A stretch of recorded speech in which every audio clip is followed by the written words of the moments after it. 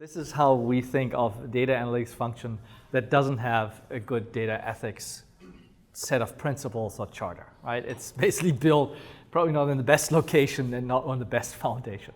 And because many of the companies that are part of this group of over 50 companies now that are part of Insight222 felt the same way, we engaged in what we call a co-creation, where we got the group together over the course of 5 months, both here and in Europe, and we had live and virtual sessions where we shared each of our approaches to how do we handle people data, and then out of that created a data ethics charter. And that's what I want to share with you. And to do that, maybe first a little question to you. Who here has heard of or read this article in the MIT Tech Review where a company in Sweden, now also a company in the US, implants RFID tags in their employees? You've read about that.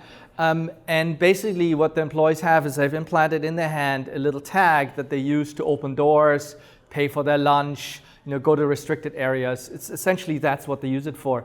Show of hands, who here thinks that's a little creepy? Yeah, everybody. Good. And when we then went from there and did a workshop around understanding what HR data could be used for creepy purposes, you pretty quickly get to an understanding that every piece of HR data can be used for creepy purposes, right? So it's starting with, for example, birthday data. Used for good, it helps the manager say happy birthday, makes it feel more personal, right? Used for bad, it's used to see who's closest to retirement, who's most expensive, who should we fire first.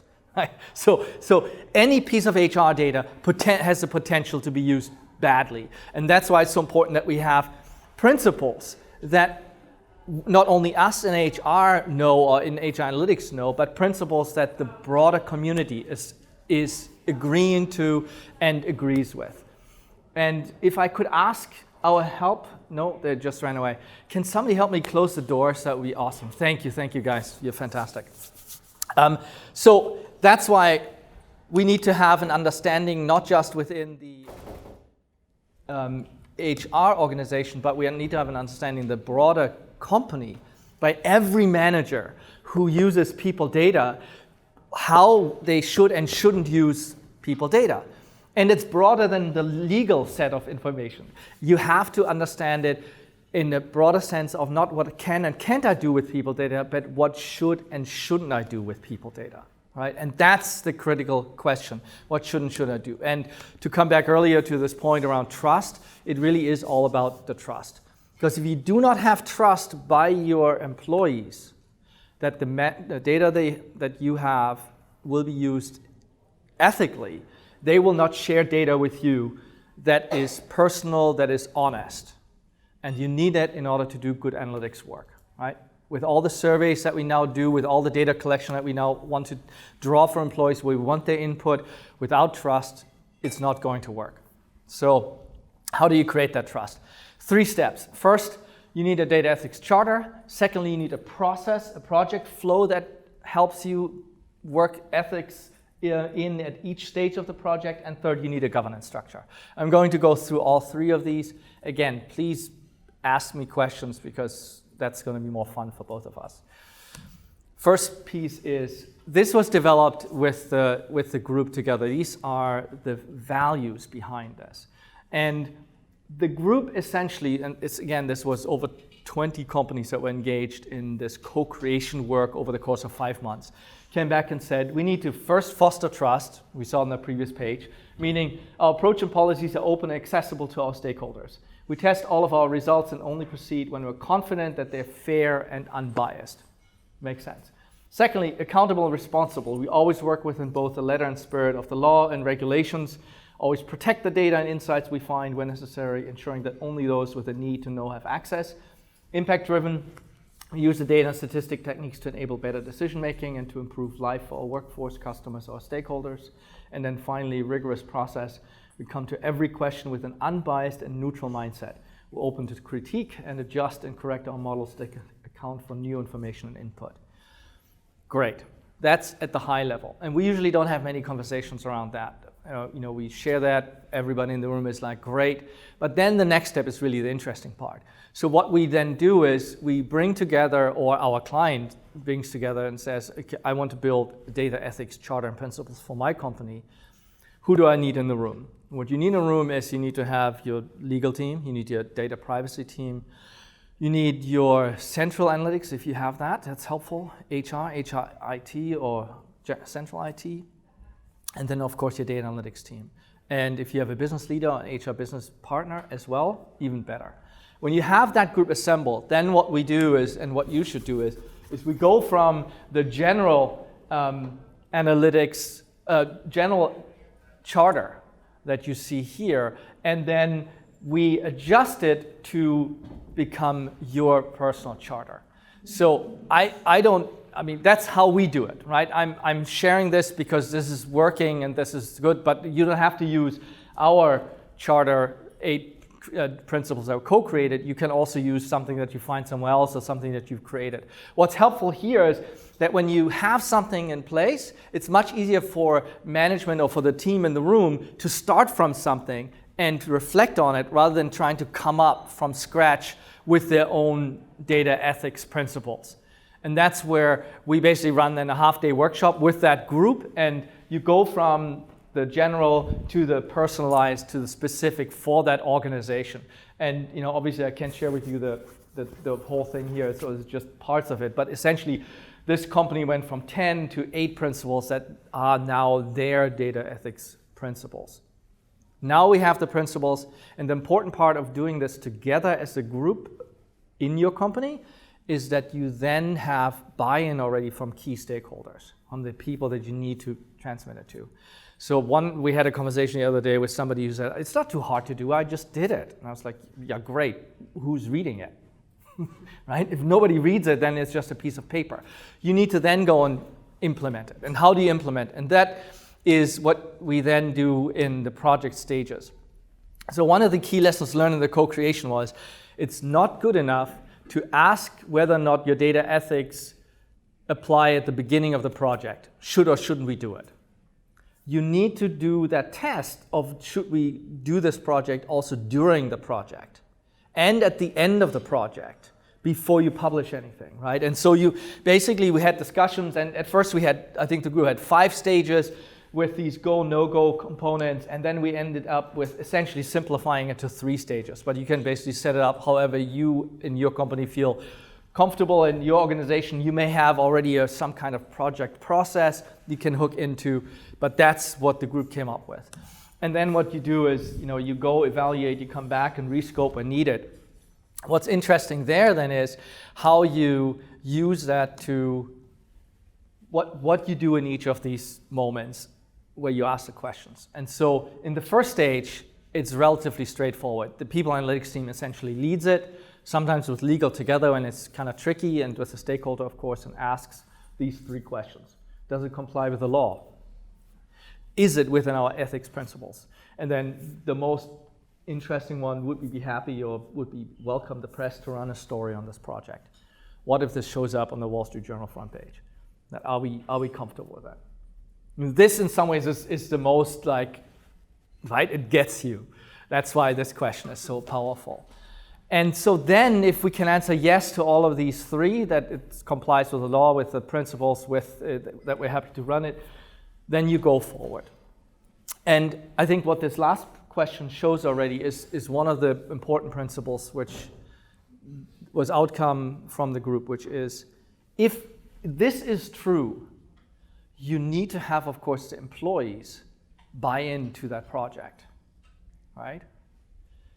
If your employees read the story in the Wall Street Journal and are uncomfortable with it, then you cannot be happy with it. That means there's an onus on us. Every project we do needs to have a benefit, a specific benefit to the employees. That was one of the big ahas.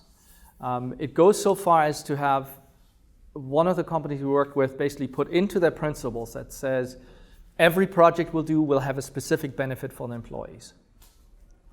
And at first you're like, wait a minute, but aren't we reporting to management? Aren't we being paid by management? So how can we guarantee that it has a benefit for the employees? But if we can't, then we're doing something that's potentially against the employees. And that is not necessarily, and for them it's not at all, how they want to operate the organization. And I wonder how it would be with the Credo in Johnson & Johnson, right? If you do a project that goes against the needs for the employees, to reference Gitanjali's session earlier today. Right? When you look at the Credo, the second paragraph is all about employees. Patients first, employees second, last is shareholders. Yeah. Question, yes? Can you give maybe a general example of a project that would be against the best interest of the employees? A project that would be against the interests of the employees, or that would just be questionable. Anybody have an example that you'd be happy to share, not from your own life, of course, but that you heard about, perhaps? Yes. I have something that just actually recently came out. Yeah. And I think one of the things that we've learned is that this could be really great data to help women who want to have a family or are starting to have a family to advance in the organization if it's used well, but if it's used poorly, then it could be just terrible. So you need to have the data ethics charter really embedded in not just the HR team, but in everybody, right? Every manager, so that when they ask, can I see my team's responses to the engagement survey, you can trust that they're using it to become better managers rather than to identify the people they want to punish. So that's the hard part, but that's one example there. And so the other part of that, just to finish the point of every project has to have a positive impact on the employees. It cannot be, the positive impact cannot be, it's going to be good for the shareholder value, therefore it's going to protect your job, therefore it's good for you, right? That chain is way too long and too indirect. It has to be specific. So once we cleared that first hurdle, then the second hurdle comes, and then you have more specific questions, again, to test whether or not you should proceed or shouldn't proceed. Questions like, who will receive the output of this analysis? To your point, essentially, as well. Do we already have that data that we need? If so, who owns it, and do employees know that we have this data, right? And at the end, is this something we'd be willingly sharing with our workforce? This is while you do the project, right? You're getting the first information, and this is in here because what happens, of course, in good projects is you experiment, right? You try to find surprises. You all of a sudden get ahas that weren't really in the scope of the original project definition. And then the question is, how or should I use it? Can I use it? How do I use it? And that's where these questions will help guide you. So once you're in that stage, and finally you get to the third stage, and that's when you implement, evaluate. And here it's about methodology. Can this be explained simply? It's about communication, have a clearly defined analysis, and can be shared with whom. How long will this data need to be retained? And sustainability. Can we standardize this? Can we productize it? Can we move this into a place where we can share it more broadly and others can run the analysis as well? So again, 3 tests, each stage really critical to have specifics.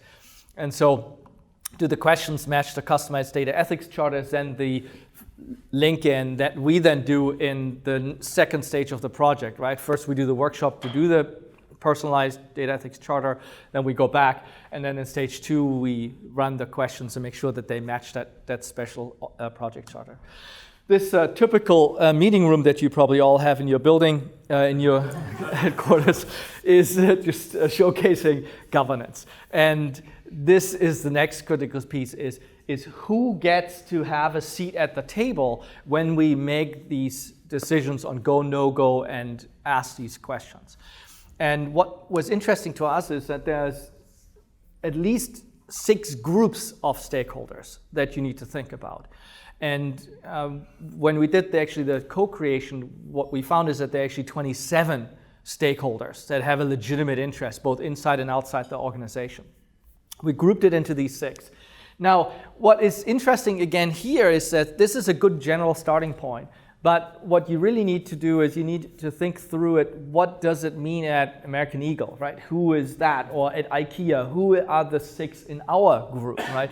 Is it perhaps a national IT organization, or is it that we need to take HR and make it into 2 separate stakeholder groups? That HR is not just one, but there's actually 2 that we need to have separately. Can we use one legal department, or do we have somebody on the governance committee who's from legal, has 1 seat, and then we've got data privacy in another seat, and data ethics, legal ethics in a 3rd seat. So that's what you need to think through when you design your governance committee. And so That then is the 6 groups, and then you've got the people analytics team and the data governance council that you pull together. And the key part here is then the question of how do you engage the data governance council? When do you do it? What is their charter? How often do they meet? What questions do they answer? And so what we do there is we help define that and then often run the first data governance council with that organization so that they get it off the ground effectively. So who, when, and what, and the when to engage is an interesting conversation by itself. Do you have simple projects that just sail through, and then complex project or risky projects where you bring the governance council in, or do you also have something in the middle somewhere? And the co-creation found that there's 3 types of projects. But when we talk, again, when you think about your organization, do you need 3 different types or 2 different types? Another decision point for you guys. And here in the intake, usually it's just the people analytics team and possibly advisors. But once you pass that, and in the execution, implementation, and distribution of the data, it's the governance council that definitely needs to be involved. And to start it the right way, right? You need to have rules of engagement, frequency, and who leads it. Then you review the project proposals, business purpose, ethics charter review, risk level decision, communications to management, communications to employees, and the milestone reviews. Once you've got all of that done, the way you want to transmit it is as loudly as possible. This is a great microphone, by the way. This is, I think a key point is publishing the data ethics charter to the entire organization. If you do it, it creates a pull, and it creates a legitimacy, and it creates it helps standard set the work that you've done. So, of course, you run it by key stakeholders first. You get to hear from them, and you let them know that this is what we want to do. Oftentimes, you will have had something like that where either the CHRO or one of the COE leads has done something like this, where they published annually or for a big project like this company that we just worked with. They had just published a D&I initiative, right? Really big, really important, and they used the same template to publish then the data ethics charter information in order to really get that ball rolling. The final piece, before I take your questions, was that this is not a one-time and done. It's one time and then annual review. I think one of the case studies I did in business school was actually the Credo at J&J. And the interesting thing there was that the CEO who had just come in a year earlier, or less than a year earlier, said, I'm going to bring my senior management together and I'm going to go through the Credo and just ask, it's 75 years old, does it still make sense? I guess at the time I was 55 years old, so many years ago when I went to business school. And they spent quite a number of days going through every line of the Credo to see, is this still a real thing, or is this just a bunch of paper that we look at? And so that's what it needs to be, right? It needs, your data ethics chart needs to be living, breathing document that is deeply embedded, ingrained in your management and your employees, so that you have the trust and that you have decisions made that are right, even if you're not in the room. Because you can't be everywhere, right? And you don't want to be the policeman. You want people to have embedded the right decisions on what you do with people's data. Questions? I thought a hand went up, but that's just a movie. Go ahead. So what is your... Yeah. So what's the question for recording? What's our view on opt-in versus opt-out versus not at all informing them, just taking the data? The trade-off, of course, is if you do opt-in, the response rate or the data richness is reduced to 30%, 40% at times, right? If you do an opt-out, you get 90% plus. And so I don't have a standard. I think transparency is the key. We've had examples where within a 20-second explanation of why you were collecting data, people went from being virulently against me taking their data to then being like, oh, of course, no problem. Right? So it sometimes takes just a sentence of explanation of why and what, and then it's good enough to do an opt-out, right? It's totally fine. But without that transparency, without the clear definition, even an opt-in may not be good enough. Because if I opt in and you don't then use it for something that's different than what I opted in for, then again, I have real problems. So I don't know. You guys have done this stuff as well. So Gitanjali, do you have a view on opt-in versus opt-out? Yeah, I think it's very similar. And if you think it through carefully, then if you say, okay, so I don't think it's a high risk, I would be comfortable giving it, and you can check it with a few people that are not as deep in data as you are, right? And they're all kind of comfortable with it, then maybe it's just good enough to do an opt-out, do a clear explanation, and then run with it, because the data richness is just so much better, right? And if it's really a beneficial project for the people, for the employees, and my God, why do you want to limit it, right? So it's key question. That reminds me of your point about GDPR. You all heard, I assume, that there's a California law now coming that makes us a lot more responsible like GDPR. So within the next year or so, I think we're all going to have to think very carefully about if we don't already have GDPR-like systems in place to adopt that in this country. And part of what the group did is, and what we've done with Insight222 is we brought a GDPR expert actually into the group and had them do a webinar with everybody in the US so that you can get up to speed on it, because there are pretty specific rules and regulations that we want to follow.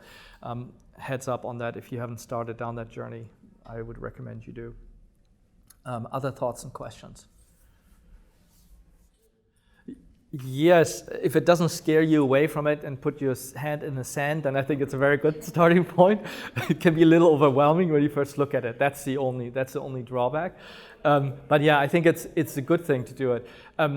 The issue that often holds up organizations from going down that path is the issue of, we all know it's important, but what's the urgency, right? And so there's two ways in which you can create that urgency. Either you can wait for a moment like Facebook faced, right? Or meaning crisis, and then everybody's on board, but then you've destroyed so much trust with your employees that it's going to be really hard to rebuild that. Or you create the urgency. And it's probably going to be pretty possible for you to think of a near miss moment where somebody asked for something that just wasn't kosher.